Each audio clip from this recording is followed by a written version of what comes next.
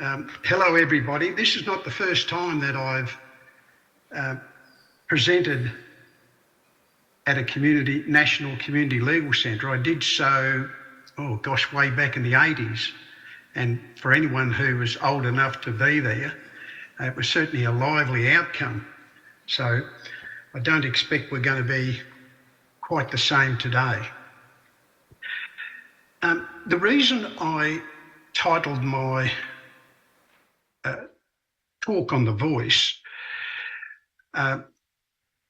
as depending on why it's okay to oppose the voice is because we all have to acknowledge that the atmosphere, or the political atmosphere in the media, really is that everybody should jump on board the voice.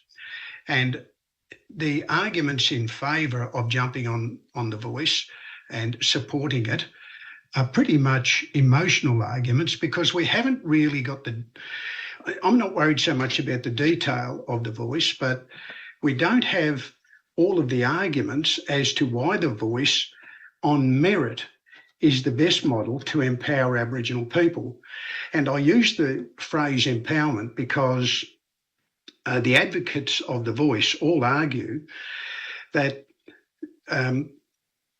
this is an opportunity to turn around the nation and to diminish racism. So in their views, that is, the people who are committed to the voice to Parliament must believe that it is going to have a profound effect on race relations in Australia and give Aboriginal people a serious voice in the political environment nationwide. I oppose the voice on merit because, in my opinion, and the opinion of a lot of other Aboriginal people, the rhetoric behind what the voice can do isn't matched by the analysis of what we see the voice capable of doing and its weaknesses. And I think it's important that we acknowledge that, yes, there are some very, very conservative groups in Australia who would oppose anything to do with Aborigines, any progress of Aboriginal people. And one of the things they oppose is the voice to Parliament. But their reasoning for opposing it is quite different from my reasoning and quite different from the reasoning of a lot of other people. And what I hope to do in the short time available is to convince, or at least put before you, that it doesn't mean that you're anti-Aboriginal if you decide on merit that the voice is not the best way of empowering Aboriginal people and there are better alternatives. So that's a bit of the introduction to why I've called the topic "It's okay to oppose the voice." The main reasons why I and others, that is, outside the conservative sections of the One Nation Party, the Liberal Party, and a range of other groups who would oppose anything progressive to do with Aborigines, is mainly four reasons. One is that this proposal to empower Aboriginal people actually marginalises us rather than empowers us. Secondly, even judged on the hopes of the pro-voice advocates, the advisory body that would be produced through a referendum to Parliament and subsequent legislation would be ineffective to give Aboriginal people empowerment. Thirdly, I want to argue that the underlying philosophy or the ideology behind the voice to Parliament is assimilationist and definitely anti-Aboriginal sovereignty. The voice to Parliament is advisory, whereas Aboriginal sovereignty requires that Aboriginal people make decisions about who we are, what we want to do, and our aspirations. And the fourth reason for opposing the voice on merit is because it is being used by the Albanese government to block any development of an Aboriginal treaty. Albanese said, I think in about August last year, that during his term of office, we can either have a treaty or a voice to Parliament, but not both. And he opted for the easiest of the two by running with the voice to Parliament, which means that the Aboriginal treaty is put on the back burner. By the time a referendum is held and subsequent legislation is developed, if the referendum succeeds, it will almost be time for a new election, and so there'll be no treaty during this term of office, as Albanese has said. So moving on to the arguments put forward by the voice and the proponents of the voice. There's no doubt whatever reservations we all might have about the public manner in which the proposals and the support for and the calls for support for the voice have transpired, none of us can doubt that their approach so far is very, very effective. They have in their corner the federal government, and it's not just the federal government. They have the Prime Minister of the federal government, who is staking his political reputation on the success of a referendum and the successful establishment of the voice to Parliament. Now, that's a very powerful person to have in your corner. There's no doubt that ABC have been given prominent and positive support to the voice to Parliament ever since it's become a public issue, and to a lesser extent SBS and NITV. But there's no doubt that in the main, the media have been given very good support to the voice to Parliament idea. And in addition to that, there's some very powerful business lobbyists, mining companies, other big business have come out and supported the voice to Parliament, and even through to sports clubs. And as a consequence of that, surveys have shown that at the moment, there are 65% of the Australian population who support the idea or the constitutionally entrenched voice to Parliament, which is a substantial number of people. Now, that is somewhat surprising because, as Frank Brennan said a couple of weeks ago, most of the people who are supporting the voice to Parliament don't yet know what exactly the voice to Parliament is, what it will look like, who will constitute the voice, what it can do and what it can't do. But nevertheless, the idea of a voice to Parliament has substantial support.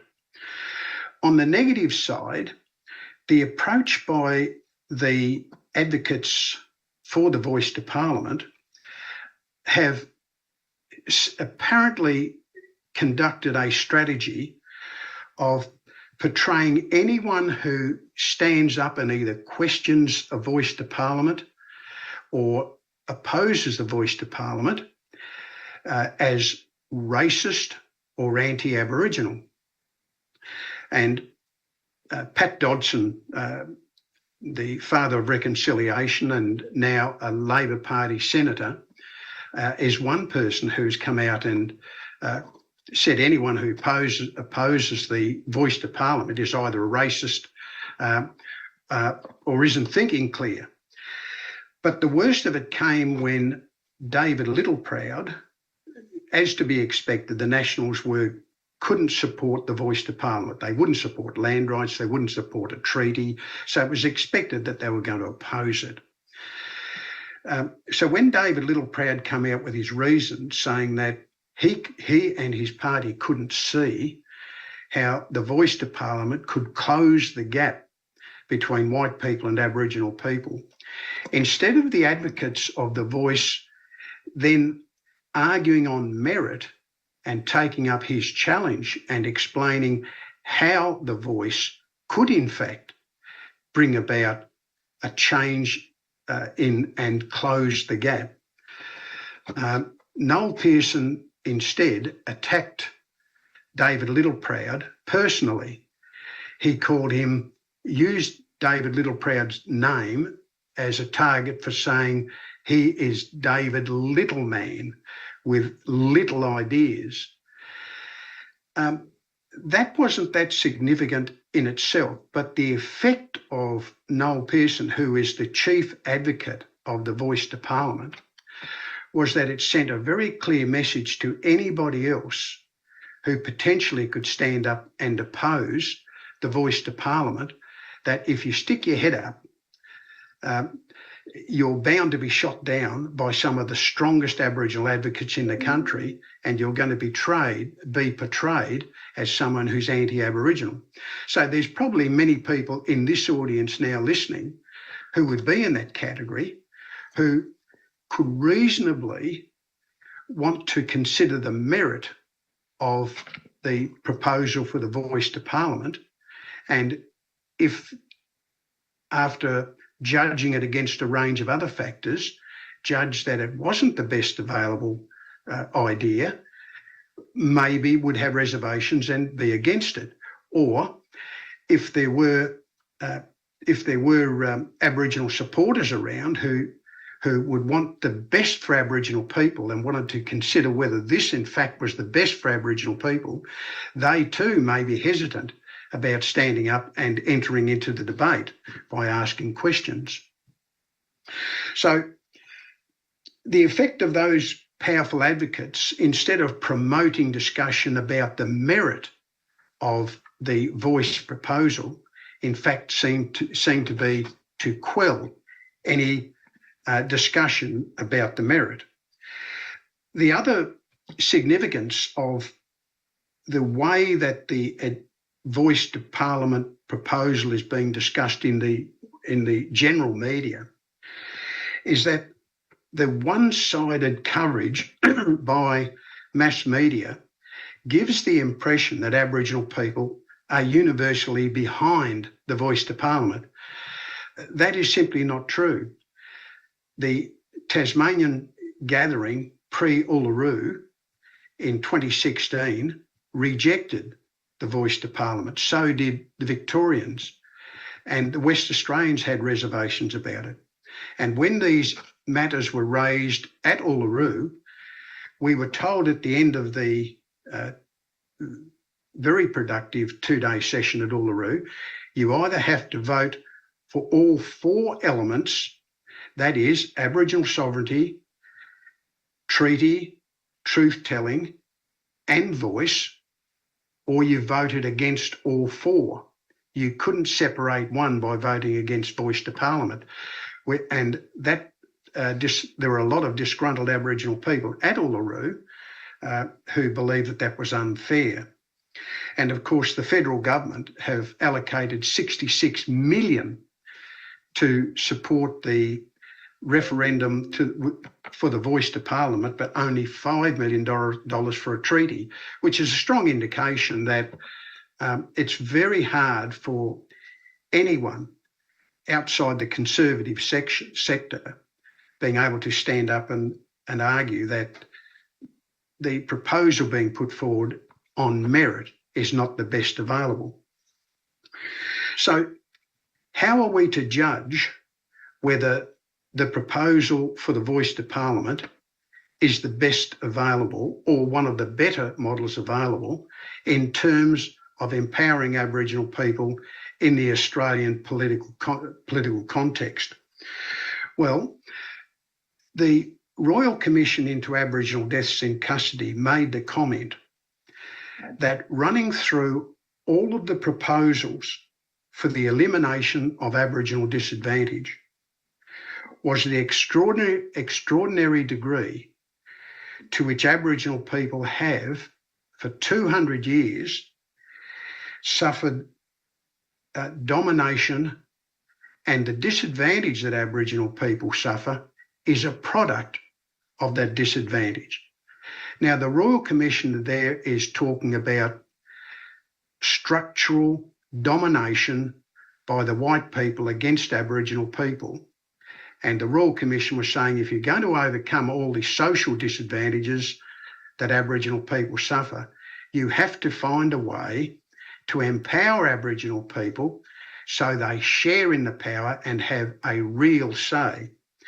And the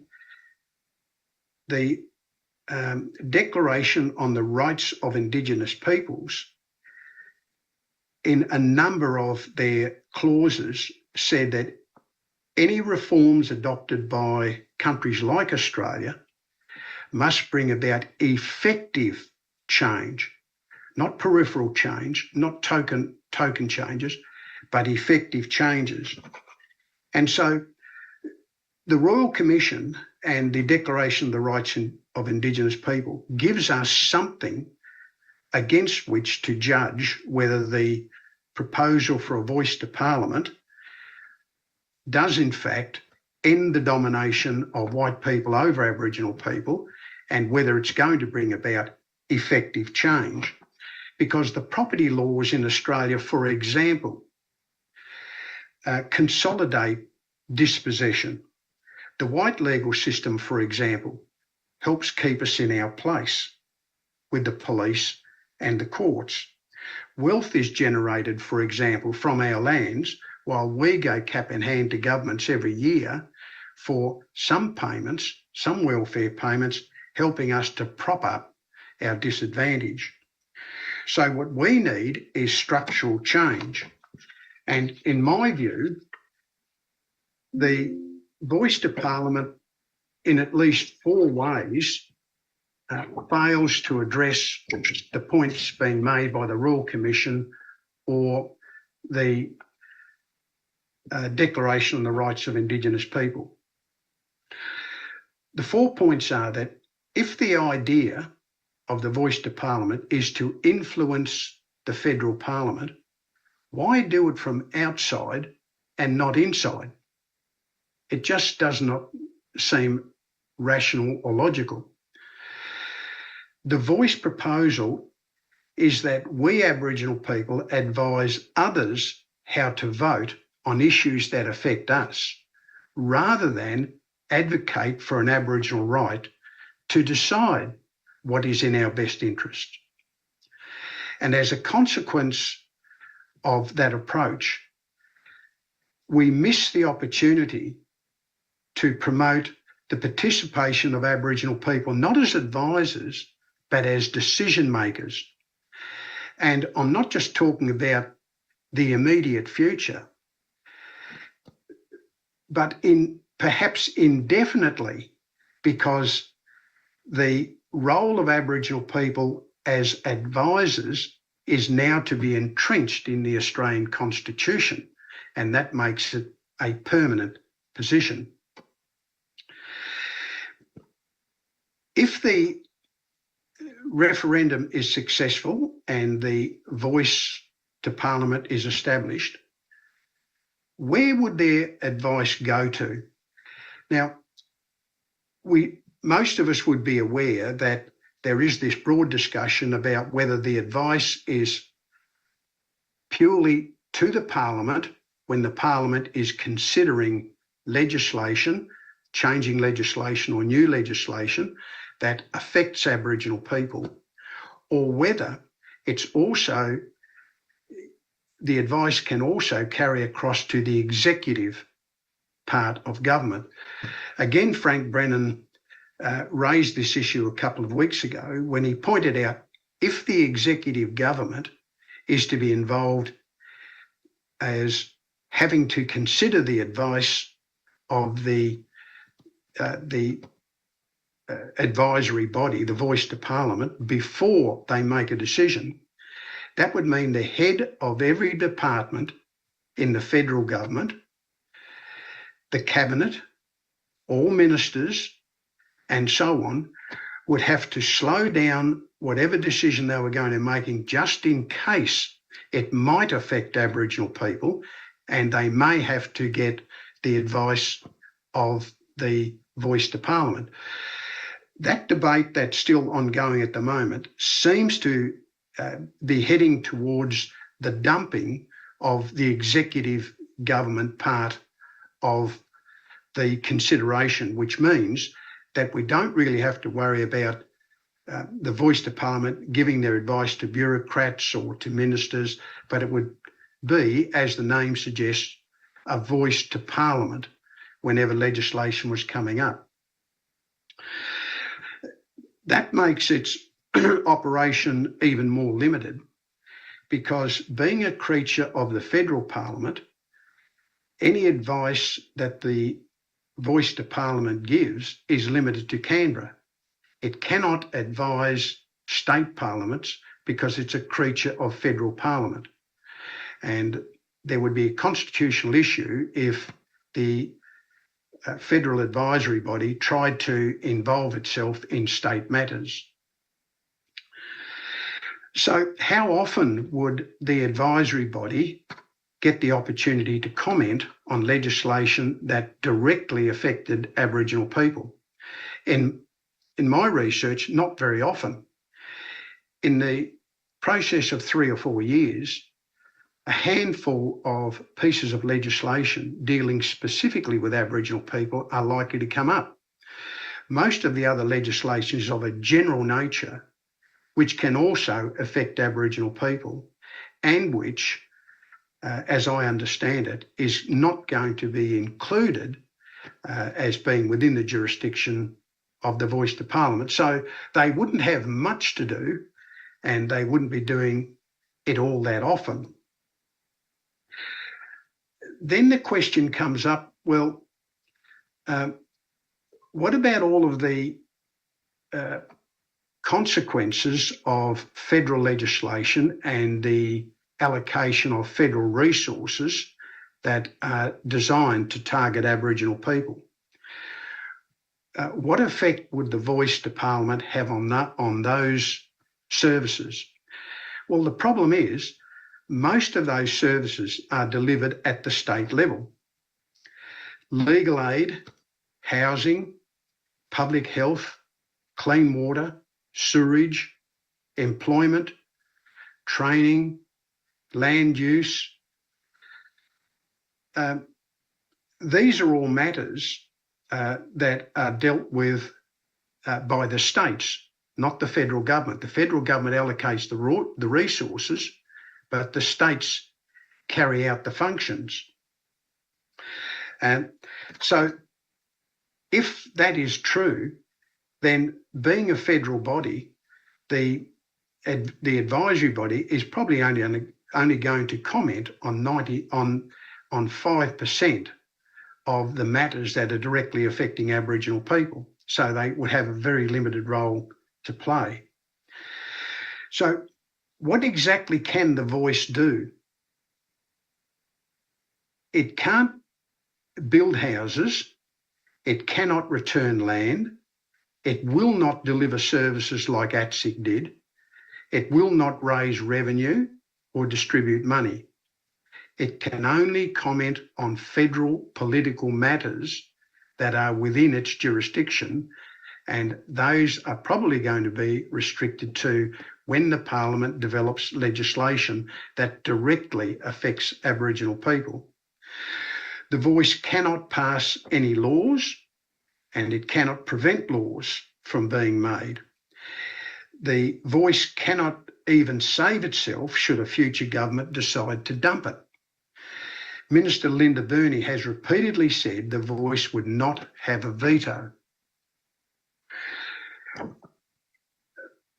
Complicating the discussion about the voice to Parliament even further is the putting of the entrenching of the voice to Parliament in the Constitution. The argument being that if a referendum says yes to a voice to Parliament, then the result of a successful referendum will make the Aboriginal voice to Parliament permanent. Now, that's simply not true, either legally or factually.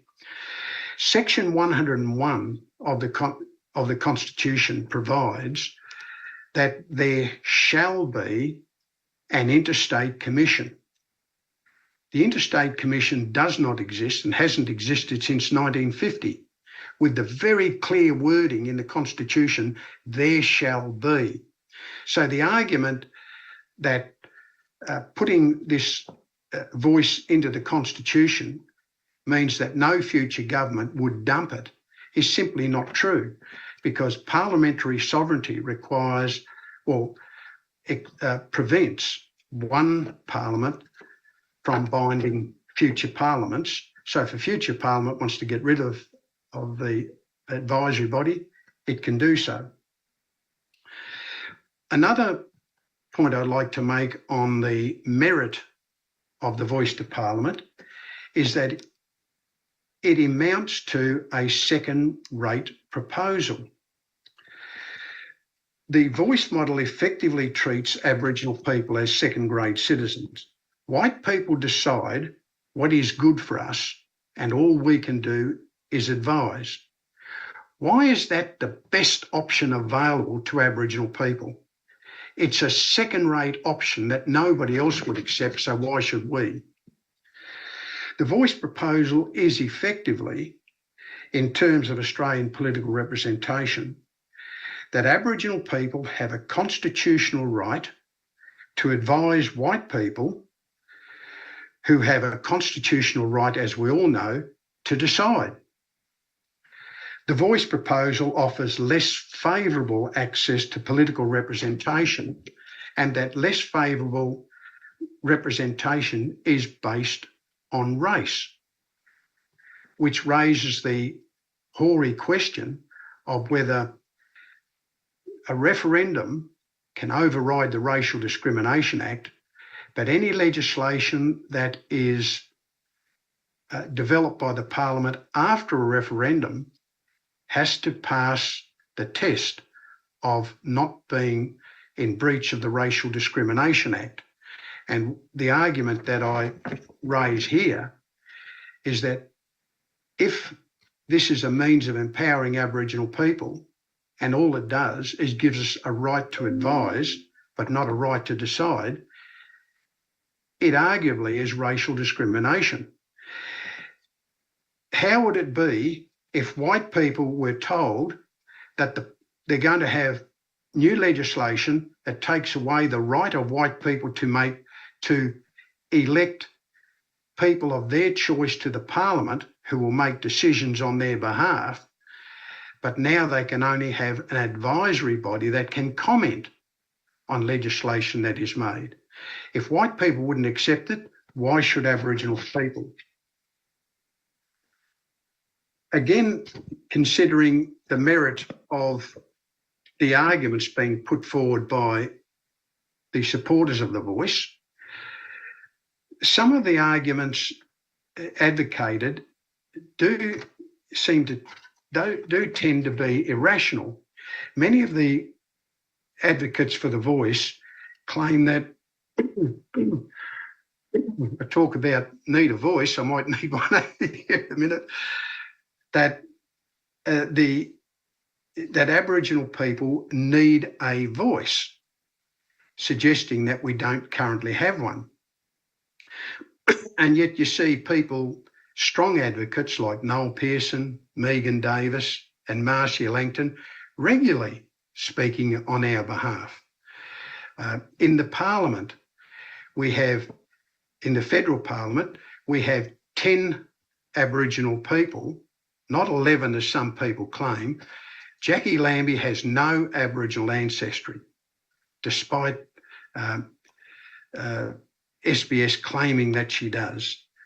And so there are 10 Aboriginals in the federal Parliament already, and there is freedom of speech in Australia. So where does this notion come from that Aboriginal people don't have a voice and therefore we need to have this advisory body? At the moment, any Aboriginal person, any Aboriginal organisation, any Aboriginal campaigner has a right to go into the parliament to lobby any politician, to raise any issue they like at any time.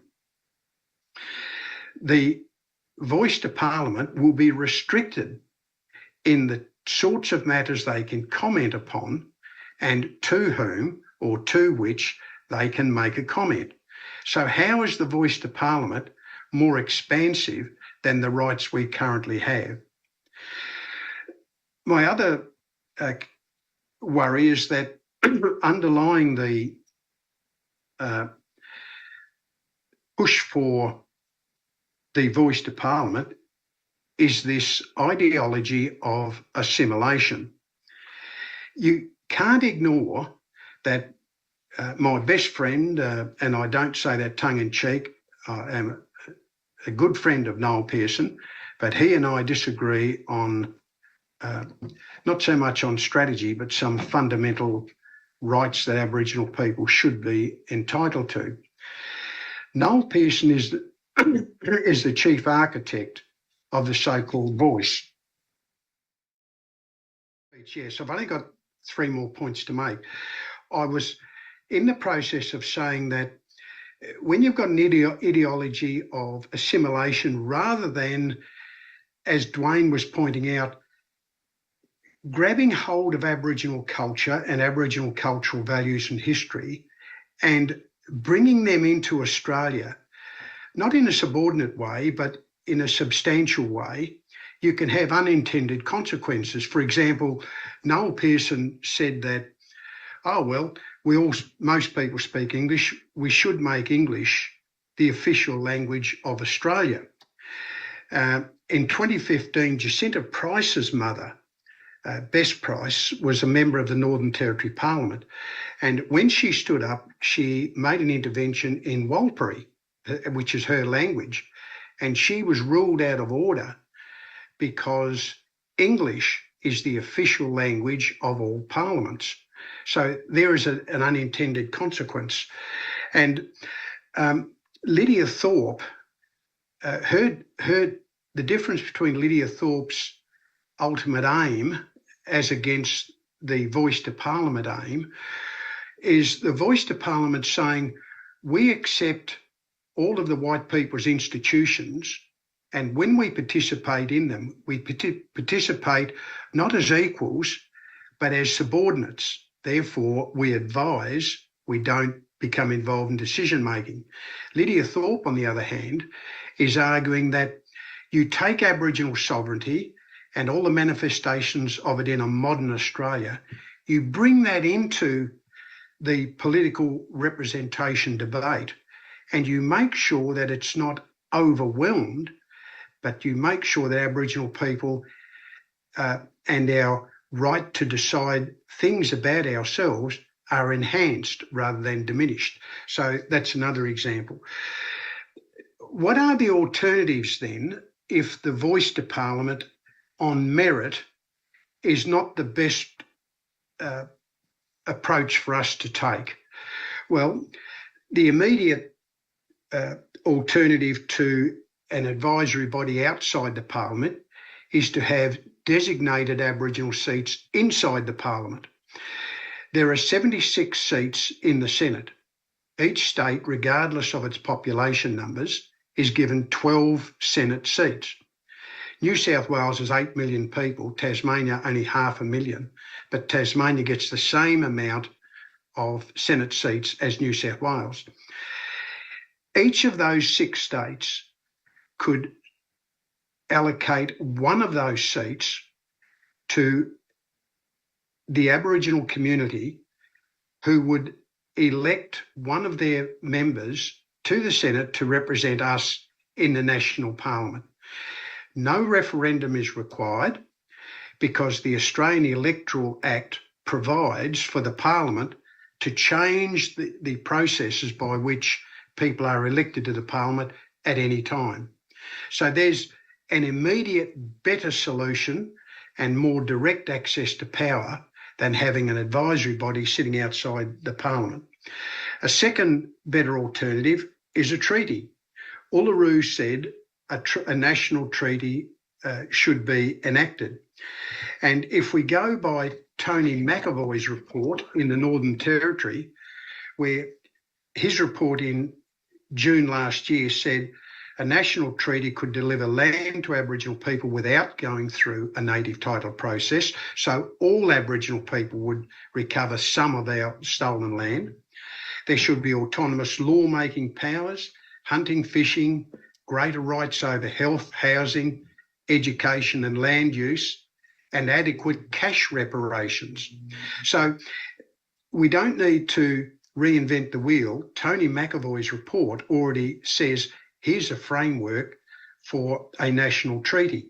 And as we know, a treaty delivers a bundle of rights that resurrect the Aboriginal pride of place. And because a federal treaty operates around the nation, it binds state parliaments, the police, the courts, business and the public. So it gives Aboriginal people certainty of rights.